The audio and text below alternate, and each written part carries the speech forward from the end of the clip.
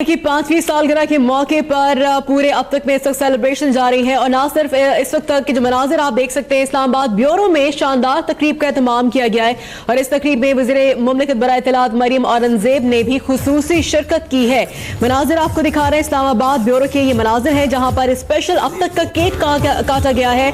5 साल अब तक को मुकम्मल हो चुके हैं और इस मौके पर मरियम औरंगज़ेब भी अब तक के दफ्तर पहुंची है, इस्लामाबाद ब्यूरो पहुंची है और वो इस सेलिब्रेशन का हिस्सा बनी है। और इस मौके पर हमारी senior anchor person Fariha Idris भी मौजूद थी, जिन्होंने उनसे आप देख सकते हैं कि उनसे बातचीत भी की है और इसके साथ साथ उनके साथ केक भी काटा है, जिसके मनाजिर आप देख सकते हैं। इस्लामाबाद में ये सेलिब्रेशन जारी है और ना सिर्फ ये बल्कि अब तक का जो हेड ऑफिस है वहाँ पे भी गुज़िश्ता रात से ही जो सेलिब्रेशन है उसका जो सिलसिला था वो शुरू हो गया था। आतिशबाजी का मुजाहरा किया गया था और इसके साथ ही स्पेशल केक भी काटा गया था और ना सिर्फ ये बल्कि कराची में भी जो हेड ऑफिस है इसमें आज सेलिब्रेशन जो है वो आज की जाएंगी, स्पेशल केक काटा जाएगा और senior anchor person Fariha Idris मौजूद है वज़ीर इत्तलात मरियम औरंगज़ेब के साथ। आइए देखते हैं कि उनकी आपस में क्या बातचीत हो रही है।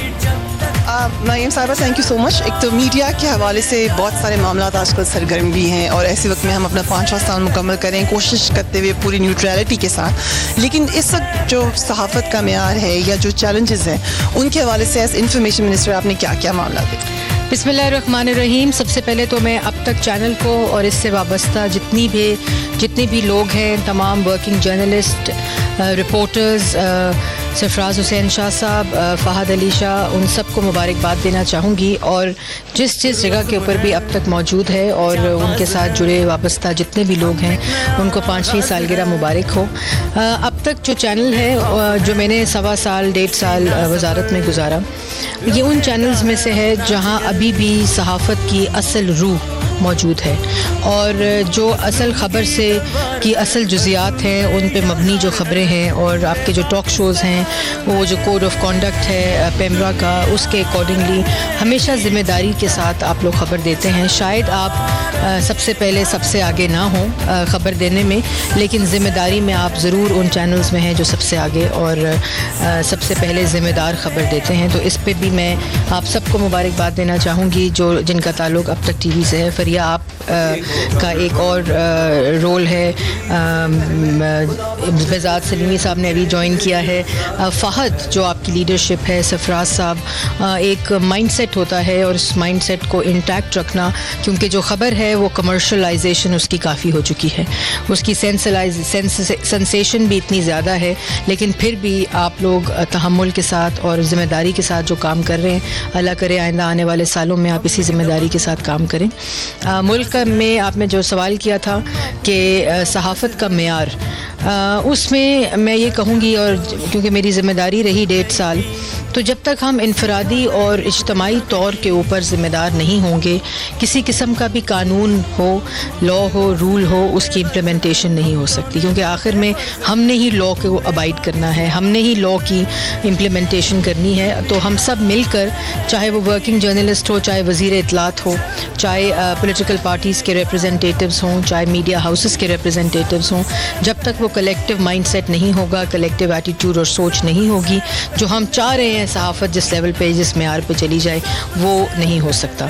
लेकिन जिस तरह पाकिस्तान के अंदर जमहूरियत की एवोल्यूशन हो रही है और हम एक ट्रांजिशन से गुजर रहे हैं, मेरे ख्याल में मीडिया की भी वो एवोल्यूशन उसके साथ साथ हो रही है।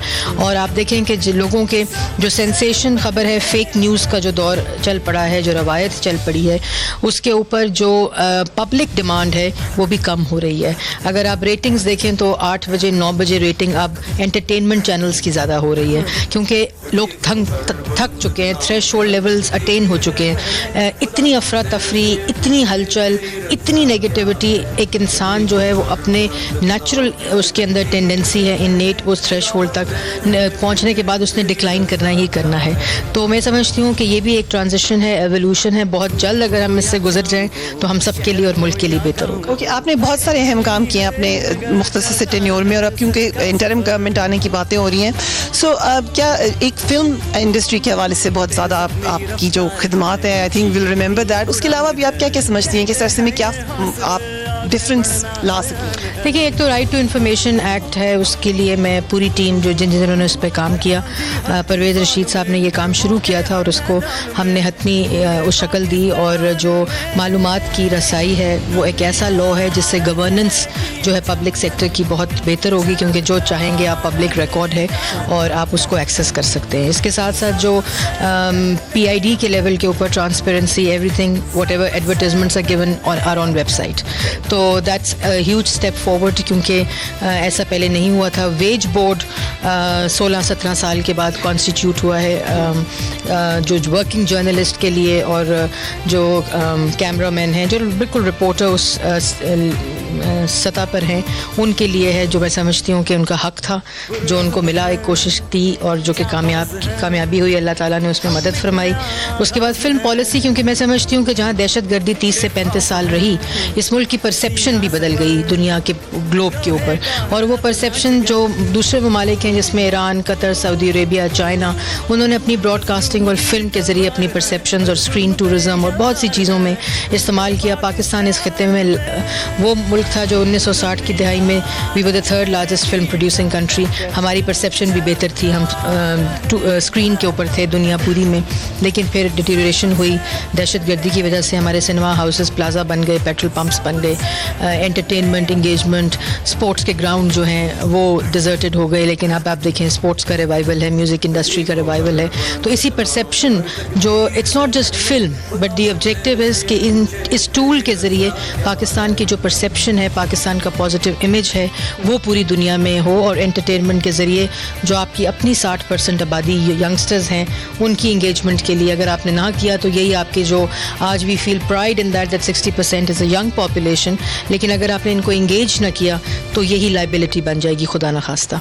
तो उसका वो मकसद पीछे है जो कि हम इस बजट में इंशाल्लाह अनाउंसमेंट हो रही है। थोड़ी सी सियासी एक सवाल भी आपसे पूछ लेते हैं। निगरान सेटअप के हवाले से मुसलसल ये कहा जा रहा है कि पीपल्स पार्टी PMLN में आपस में शायद शुकूक व शुबहात हैं, कैसे ठीक होंगे? कोई ब्रिज बीच में बन सकता है? दोनों बहुत मैच्योर पॉलिटिकल पार्टीज़ हैं, डेमोक्रेसी की रूह को समझती हैं, और अगर ख़ुद फैसला कर लेंगे और फैसला पार्लियामान में रहेगा तो इस मुल्क का फ़ायदा होगा। अगर फैसले ख़ुद पार्लियामेंटेरियंस और ख़ुद पार्लियामान दूसरों के हाथों में देगी तो फिर बाद में रोने की ज़रूरत नहीं है, इसमें मुल्क का नुकसान होगा। Thank you very much. Maryam Aurangzeb साहब हमारे साथ मौजूद हैं, अब तक की 5वीं सालगिरह, एंड आपसे इल्तमास है कि आपकी हमारे साथ काटें। Thank you.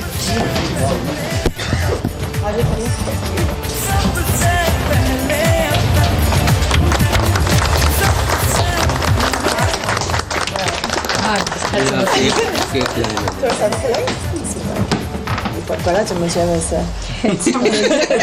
बहुत है पाकिस्तान में, बड़ी ये भी खबर बन जाएगी।